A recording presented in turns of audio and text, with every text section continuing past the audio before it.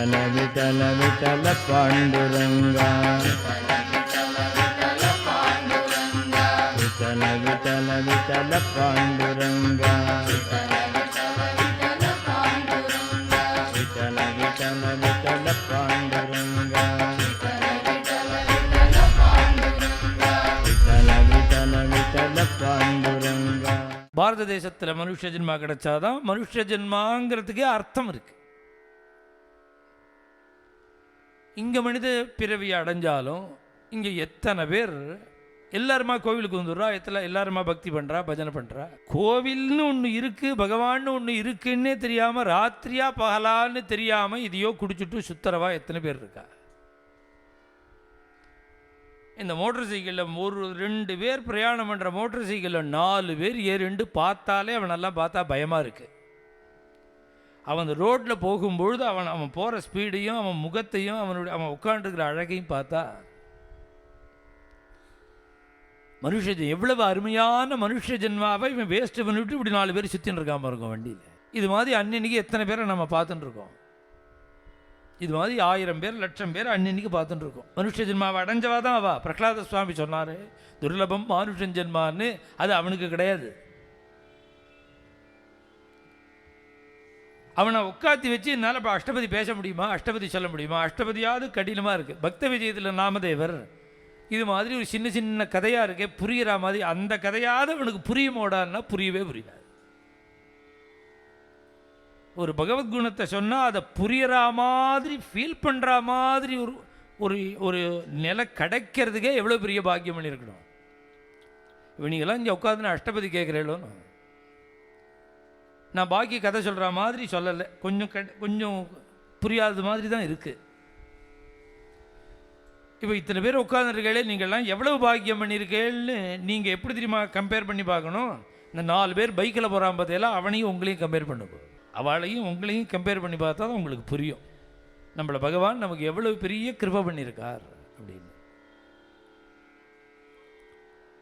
மனுஷ ஜென்மாவை அடைஞ்சாலும் பகவான் ஒன்று இருக்குது அப்படின்னே தெரியாமல் சுத்தரம். இதுக்கு அடுத்தது பார்த்தோம்னா ஒரு சிரமத்தை அனுபவிச்சுட்டு என்ன பண்ணுறான், கடைசியில் முட்டி மோதி இந்த ஆட்டங்கள்லாம் ஓஞ்ச உடனே போகிறான் யார்ட்டையாவது. அவர் சொல்கிறாரப்பா நீ 8 வாரம் இந்த கோவிலுக்கு போ, அப்போ தான் நீ அதுலேருந்து ரிலீவாகவே வெளியில் வருவேன்பா. உடனே இவ்வளவு அசத்தாக இருந்தவன் வேஷ்டி கட்டிண்டு இதையோ நெத்தி கட்டிண்டு தேங்காய் பழுத்துறதுன்னு கோவிலுக்கு போகிறான்.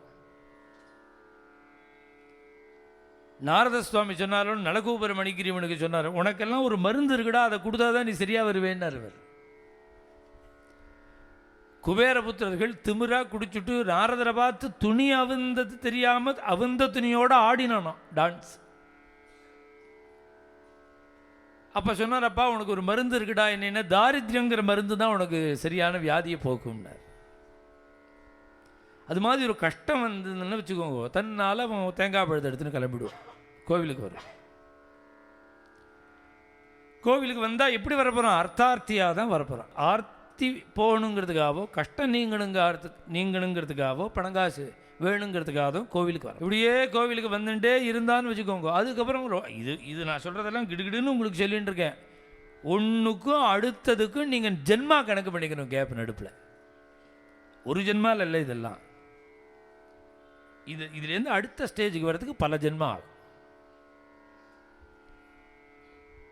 இது போல் சுற்றின்னு இருக்கிறவனுக்கு திருப்பி கோவிலுக்கு வரணும், இது மாதிரி கதை நடக்கிறது கேட்கணும், பஜனை நடக்கிறது கேட்கணும் அப்படின்னு நினச்சின்னு வரான் பாருங்க, அவன் அதுவே பெரிய பாக்கியம். அப்படி தான் வரணும், வேறு வழி இல்லை. அது கிரமமே தான். இப்படி வந்து இதை அனுபவிச்சுட்டு இது ரொம்ப ஆனந்தமாக இருக்குது. அப்போ தான் அவனுக்கு தோன்றுறது ஏதாவது ஒன்று பண்ணணுங்கிற எண்ணம் வருது. இப்படியே மிருகம் மாதிரி இருந்துருக்குமே, ஏதாவது ஒரு காரியம் பண்ணினா தேவலாம்னு அவனுக்கே தோன்றுறது. அழுத்து தான் தோன்றுறது. அதுவும் இதில் உள்ள ஸ்ரத்தையினால் உண்டி தோன்றிடல, பாக்கி எல்லாம் பண்ணி பண்ணி பண்ணி அழுத்து போய் அதுக்கப்புறம் இப்படி ஒரு மார்க்கம் அவனுக்கே பிடிக்கிறது. ஏன்னா மனசு சமாதானம் ஆக மாட்டேங்கிறது. அவனுக்கு ஏதாவது ஒன்று அபேட்சிக்கிறது. அப்போ தான் யாரையாவது பார்த்து கோவிந்தபுரம் வந்து போதேந்திராள் சந்நிதியில் நான் ராமநாமம் உபதேசம் வாங்கிப்போமா, ராமநாம உபதேசம் வாங்கிக்கிறான், நான் சூத்திரக்கீரை வச்சுன்னு ஜெபம் பண்ணுறான், துளசி மாலை வச்சுன்னு ஜெபம் பண்ணுறான், என்ன பண்ணலாம்னு அப்புறம் தோன்றுறது. ஆனால் அது பாட்டுக்கு நாமஜபம் நடக்கும், குடும்பம் நடக்கும், பாக்கி காரியங்கள்லாம் நடக்கும். அப்படி ஒன்றும் லயிச்செல்லாம் போயிடலை, இது பிடிச்சிருக்கு அவ்வளவுதான். ஒரு நிர்ணயமே இல்லாமல் லட்சியமே இல்லாத இருந்தவனுக்கு ஏதோ கொஞ்சம் பிடிச்சிருக்கு அவ்வளவு. இப்படி கொஞ்ச நாளைக்கு இப்படியே பிடிச்சிட்டு இருந்ததுன்னு வச்சுக்கோங்க. கொஞ்ச நாளைக்குன்னு நான் சொல்கிறேன், இதெல்லாம் நாள் இல்லை, ஜென்மா தான். அப்புறம் இதுக்கு அடுத்த மாதிரி என்ன பண்ணுறது, அவனுக்கு ஏதாவது ஒன்றில் நிஷ்டை வருது. சிரவணம், கீர்த்தனம், ஸ்மரணம், பாதசேவனம், அர்ச்சனம், வந்தனம், தாஸ் எல்லாமே பண்ணுறான். எல்லா கோவிலுக்கும் போகிறான், எல்லா பக்தியும் பண்ணுறான். அப்புறம் ஏதாவது ஒரு தெய்வத்திட்ட ஒரு நிஷ்டை வருது, ஒரு தெய்வம் பிடிச்சிருக்குன்னு வருது. இத்தனை நாளாக அவனுக்கு எது பிடிச்சதுன்னா கஷ்டம் நீங்கிறதுக்காக தெய்வம். இத்தனை நாளாக அப்படி தான் இருந்தது.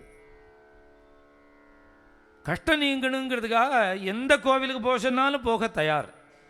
நான் திருநெல்வேலி போனபோது நெல்லையப்பர் தரிசனம் பண்ணேன். அங்கே பூஜை பண்ணுறவரை கேட்டேன், ஜனங்கள் பக்தாள்லாம் வந்துட்டு இருக்காளான்னு. அப்போ அவர் சொல்கிறார், இது நவக்கிரக ஸ்தலம் மாதிரி ஒரு பிரார்த்தனா ஸ்தலம்னா ஜனங்கள் வருவா, வேறு யார் வரா, நாங்கள் தான் இருக்கோம்னாரு. எவ்வளோ பெரிய கோவில் நெல்லையப்பர் கோவில். அவர் சொல்கிறார், பிரார்த்தனா ஸ்தலம் சுக்கிரன் சனின்னு யாராவது ஜோசிகாரன் சொன்னால் வருவான், இது அது மாதிரிலாம் ஒன்றும் கிடையாது, அதனால் இங்கே இருக்கிறவா தாங்கிறார் அவர். ஏன்னா சுவாமிக்கு கூட ஏதாவது 10 பேர் பார்க்க வரணும்னா வேற ஒரு நவக்கிரகத்தோட உபகாரம் தேவைப்படுறது அவருக்கு. அது மாதிரி ஒன்று இருந்தால் தான் அவரையும் பார்க்க வரேங்கிறான். இதுபோல் அவனுடைய விஷயம் எப்படி இருக்குன்னா, இத்தனை நாளாக அது வேணும் இது வேணும், அது பூர்த்தி ஆகணும் இது பூர்த்தி ஆகணும், இது மாதிரி எண்ணங்கள்லையே கோவிலுக்கு போனவனுக்கு பலனில் அபிலாஷை இல்லாமல் தெய்வத்திட்ட ருச்சி வர்றதுன்னு ஒன்று வந்து நிற்கிறது. எங்கேயோ வந்து நிற்கிறது, ஒரு இடத்துல நிற்கணுமோனோ. அது ஒரு தெய்வத்தை பிடிச்சிருக்கு. என்ன மழை பெஞ்சாலும் எந்த காற்றடித்தாலும் பிரதோஷத்தன்னைக்கு கபாலீஸ்வரர் கோவிலுக்கு போயிடுறது அப்படின்னு எத்தனை பேர் இருக்கா?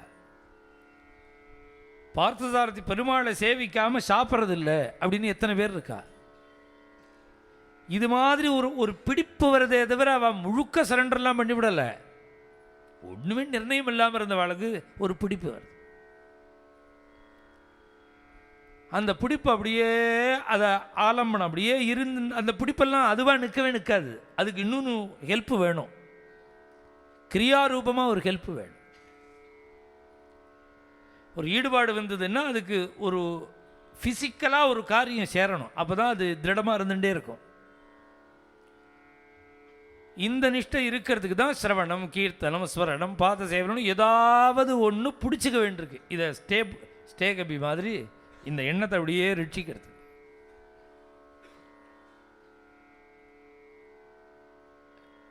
ஒரு சாதன புத்தியில் இது மாதிரி ஒரு காரியத்தை பண்ணுறான், வந்து சாதனா ரூபமாக தான் பண்ணுறான். கதை கேட்கறது கூட சாதனா ரூபந்தான். இப்படியே பண்ணிகிட்டே இருக்கும்போது நிறையா நாம ஜபம் பண்ணுறான், ராமநாமம் சொல்கிறான், உபாசனை பண்ணுறான், பகவானை வச்சு ஆராதனை பண்ணுறது, அலங்காரம் பண்ணுறது, இது மாதிரி காரியங்கள்லாம் ஈடுபாடு வருது. நிறைய பாகவத பாராயணம் பண்ணணும், ராமாயண பாராயணம் பண்ணணும் அப்படின்னு அதில் நிஷ்டை வருது. அப்புறம் அந்த பாராயணம் பண்ணும்பொழுது அப்பப்போ மனசுக்கு ஒரு உருக்கம் வருது, அவனுக்கு அது ஆத்ம சந்துஷ்டியை கொடுக்கறது.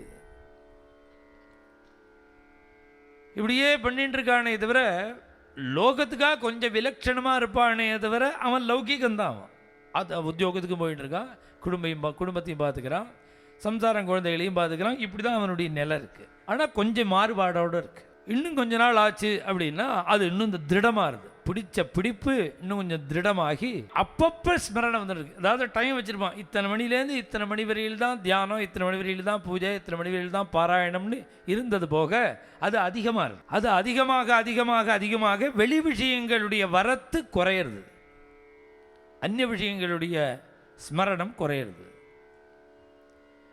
இப்படியே குறைஞ்சு குறைஞ்சு குறைஞ்சு இதில் நல்லா ருச்சி வந்துடுத்து அப்படின்னு சொன்னால் அதன் பிறகு இவனுக்கு அறியாமலே ஏதோ ஒரு பாவத்தில் மனசு வந்து பிடிச்சுன்றும். இந்த பாவத்தில் மனசு நிற்கிற வரையில் ஒரு சாதனம் எல்லாருக்கும் தேவையாக இருக்கும். பூஜையோ நாமமோ பஜனையோ இதோ தேவைப்படும். ஒரு பாவம் அப்படின்னு சொன்னால் வாத்சல்ய பக்தியோ சக்கிய பக்தியோ முதல பக்தியோ தாஸ்ய பக்தியோ அந்தர்யாமின்னு நமக்கு இருக்கக்கூடிய அனுபவத்தில் இருக்கிறதோ, இது ஏதோ ஒரு பாவம் வர வரையில் இந்த சாதனங்கள் முழுக்க இருந்தால் தான், இல்லாட்டா வராது. அப்படியே கழிந்துடும். அது பிடிச்சுன்னு தான் இருப்பான். இது மாதிரி ஒரு பாவம் வந்துடுத்துன்னு வச்சுக்கோங்க, அதன் பிறகு அவனுக்கு எப்படி இருக்கும், இந்த சாதனையே கழிந்துடும். அப்புறம் நாமஜபமே பண்ண மாட்டான், பஜனை கூட பண்ண மாட்டாங்கிறத விட பண்ண முடியாதுங்கிறது பாகவதம்.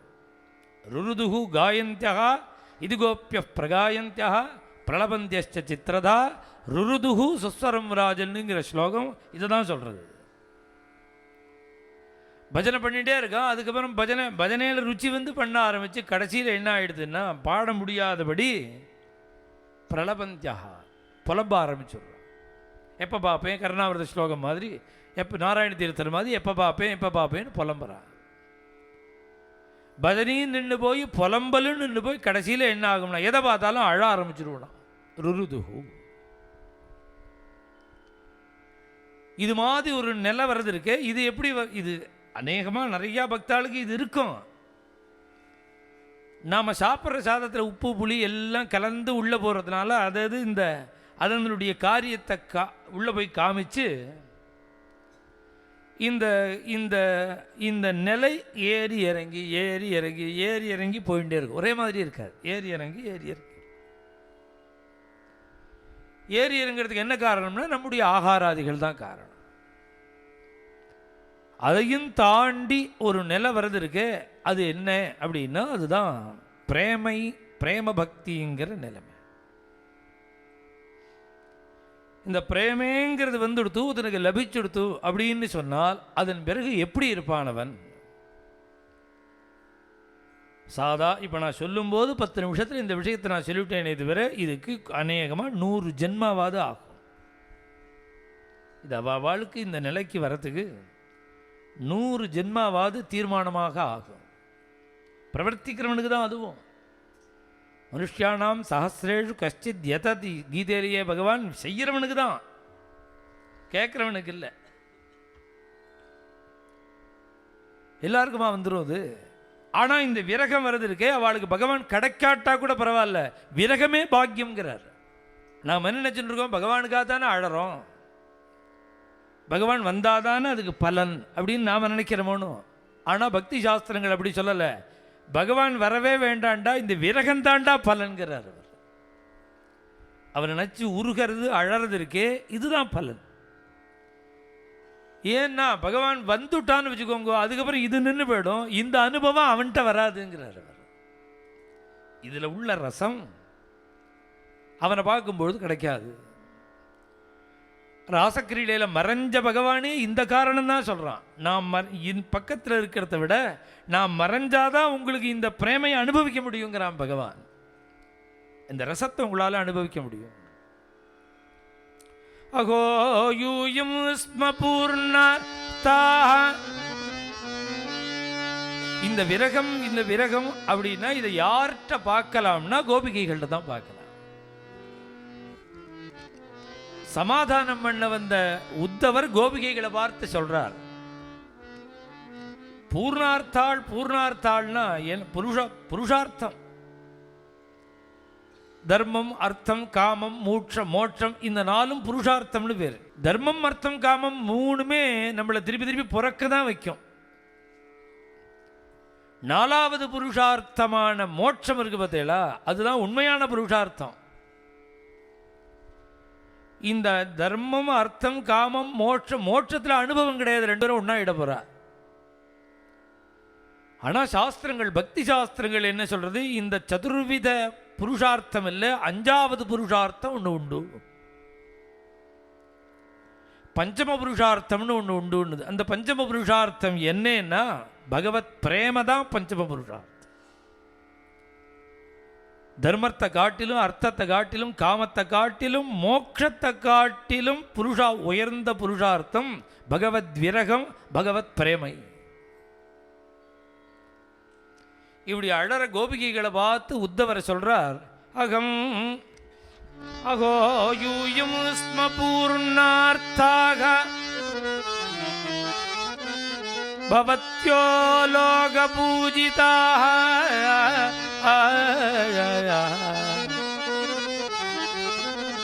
சாட்சாத் ப்ரஹஸ்பதிட்ட வித்யாபியாசம் பண்ணினவர், சாஸ்திரங்கள் எல்லாம் உத்தவர். சகல சாஸ்திரங்களும் எனக்கு தெரியும், ஆனால் உண்மையான புருஷார்த்தம் லபிச்சு புருஷார்த்தத்தை அடைஞ்சவாள உங்களை தான் நான் பார்க்குறேன். பவத்யோ லோக பூஜிதா, சதுர்தச புவனமும் உங்களை கொண்டாடுறது, பூஜை பண்ணுறது. பிரம்ம சங்கர முகான பீக பசுபாங்கனாசு பகுமானன்னு அப்படிங்கிறார் ராசக்கிரீடையில் பட்டத்ரி. கோபிகைகளுடைய பாத தூளிய பரமேஸ்வரன் எடுத்து சிரசில் வச்சுக்கிறாராம். பிரம்மதேவன் அந்த அங்க பிரதட்சிணம் பண்றார், இந்திரன் அங்க பிரதட்சிணம் பண்றான் கோபிகைகள் நடந்து போன இடத்துக்கு.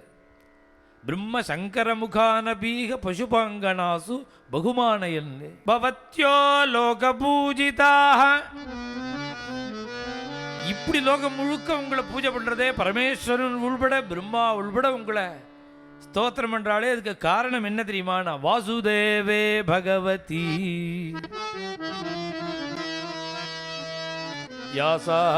யாசாமித்யர்ப்பிதம் மனா.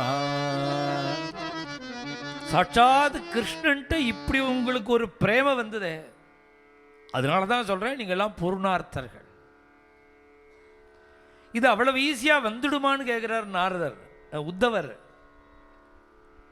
தானவ்ரத தபோஹோம ஜபஸ்வாத்யாய சம்யமைகி. நாம் என்ன நினைச்சுட்டு இருக்கோம்?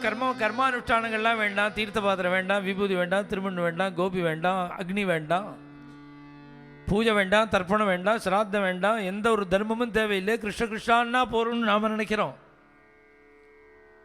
கோபிகைகளுக்கு இப்படி ஒரு பக்தி பிரேம சித்திச்சிருக்கிறத பார்த்து உத்தவரை சொல்றார், நீங்க ஜென்மாந்தரத்தில் இவ்வளவு பண்ணிருக்கீர்கள், அதனால தான் சித்திச்சிருக்குங்கிறார் அவர். தானவ்ரத தபோஹோம ஜப ஸ்வாத்யாய சம்யமை. இத்தனையும் சொல்லிவிட்டு இது மாத்திரம் இல்ல, ஸ்ரேயோபிகி விவிதைச்ச, இது மாதிரி எத்தனையோ நல்லது கொடுக்கக்கூடிய தர்மங்கள் நிறைய நீங்க பண்ணிருக்கீர்கள். பண்ணினத்தினுடைய பலன் என்ன? கிருஷ்ணே பக்திரேகி சாத்தியதே. நாம பண்ற பக்தி எல்லாம் வச்சு கம்பேர் பண்ணி சொப்பனத்தில் கூட பண்ணக்கூடாது. நாம பண்ற பக்தியை வச்சு கிருஷ்ண பக்தி வந்துடுதுன்னு இவர் சொன்னாரு. இந்த பக்தியும் நாம பண்றதும் ஒன்னொன்னு கனவுல கூட கம்பேர் பண்ணக்கூடாது. இதெல்லாம் வேற, நான் சொல்றது வேற. கிருஷ்ணே பக்திரிகி சாத்தியதே. ஏன் அப்படின்னா பகவத்யுத்தம ஸ்லோகே, இப்படி ஒரு திருடனிஷ்டையான பக்தி. பதி சுதான்வய பிராத்ருபாந்தவான் அதிவிலங்கியதே அந்த அச்சுதாகதா. ஒத்தரும் வேண்டாம் கிருஷ்ணன் பொருள்னு வந்தே. வாசுதேவே பகவதி உத்தம ஸ்லோகே பக்திஹி பவதீபிஹி அனுத்தமாயா பக்திஹி பிரவர்த்திதா. இப்படி ஒரு பக்தி உங்களுக்கு வந்ததே, இந்த பக்தி முனீனாமபி துர்லபாயா. இது ஜென்ம ஜென்மமா பகவானுடைய சரணாரவிந்தத்தை தியானம் பண்ற யோகிகளுக்கு கூட துர்லபம். உங்களுக்கு வந்த பக்தி அவ்வளவு துர்லபம். ஏன் அப்படின்னா எல்லாத்தையும் விட்டேலேங்கிறார் கிருஷ்ணன் போரும்னு, எல்லாத்தையும் விட்டேலே. திஷ்டியா புத்ரான் பதின் தேகான் ஸ்வஜனானி பவனானி சா. குழந்தைகளை விட்டேல், ஆத்துக்கார விட்டேல், சரீரத்தை கூட மறந்தேல், வீட்டை மறந்தேல், பந்துக்களை மறந்தேல், எல்லாத்தையும் விட்டு ஹித்வா விட்டு யாரை பிடிச்சிட்டு தெரியுமா? கிருஷ்ணாக்கியம் புருஷம் பரம். இப்படி கிருஷ்ணனை பிடிச்சிட்டு உங்களுக்கு எப்படி இருக்குன்னா சர்வாத்ம பாவம் இருக்கு, எல்லாம் கிருஷ்ணன்கிற எண்ணம். நமக்கு எல்லாம் கிருஷ்ணன்கிற எண்ணமா? எல்லாம் கிருஷ்ணன்கிற எண்ணம் யாருக்கெல்லாம் இருந்ததுங்கிறார் கீதையில்? பிரகலாத சுவாமிக்குங்கிறார், ஆஞ்சநேய சுவாமிக்குங்கிறார், கோபிகைகளுக்குங்கிறார். சர்வாத்ம பாவம். விஷம் கொடுத்தான் ஹிரண்யகசிபு, என்ன எண்ணத்தில் குடிச்சார் பிரகலாத சுவாமினார்? விஷமும் பகவான் குடிச்சாராம். சர்வாத்ம பாவம்ங்கிறது. குடிக்கிற விஷமும் பிரகலாத சுவாமி, விஷமும் கிருஷ்ணன்னு நினச்சி தானே மீராபாய் குடிச்சா. விஷத்தை விஷமாக பார்த்து குடிக்கலையே. கிருஷ்ணனும் கருப்பு, விஷமும் கருப்பு. அப்போ இது கிருஷ்ணன். இது சர்வாத்மபாவோதிகிருதா. அப்படி ஒரு பக்தி பிரேமம் உங்களுக்கு பகவான்கிட்ட கிருஷ்ணன்ட்ட வந்ததே, பகவான் உங்களுக்கு பரம அனுகிரகம் பண்ணிவிட்டான். அனுகிரகம் எப்படின்னா தாசா மாவீரபூச்சௌரின்னு நேராக குதிச்ச அனுகிரகம் இல்லை. பின்ன எப்படி அனுகிரகம் எந்த ரூபத்தில் இருக்குன்னா விரகே நமஹாவா. இந்த விரகத்தை கொடுத்தானே இதான் அவனோட அனுகிரகம்ங்கிறார். அவனுக்காக அழறத்துக்கு உங்களுக்கு ஒரு பாக்கியத்தை கொடுத்தானே விரகத்தில், இதுதான் பகவான் பண்ணின உங்களுக்கு பண்ணின பெரிய கிருபை. நாம் என்ன நினைப்போம்? அழுது பகவான் வந்தா கிருபைன்னு நினைப்போம். உத்தவரை சொல்றார், வரவேண்டாமோ, அவனுக்காக அழறேலே, இதுதான் நீங்கள் பண்ணின பெரிய பாக்கியம், பகவான் உங்களுக்கு பண்ணின அனுகிரகம். விரகம் விரகம்னா என்னங்கிறார் மகாபிரபு. யுகாயுதம் யுகாயிதம் நிமேஷேன சக்ஷுஷா பிராவிருஷாயிதம். அவனை பிரிஞ்சிருக்கிற ஒவ்வொரு எமக்கொற்ற நேரமும் யுகமா இருக்கும். விட்டல விட்டல விட்டல பாண்டுரங்கா, விட்டல விட்டல விட்டல பாண்டுரங்கா,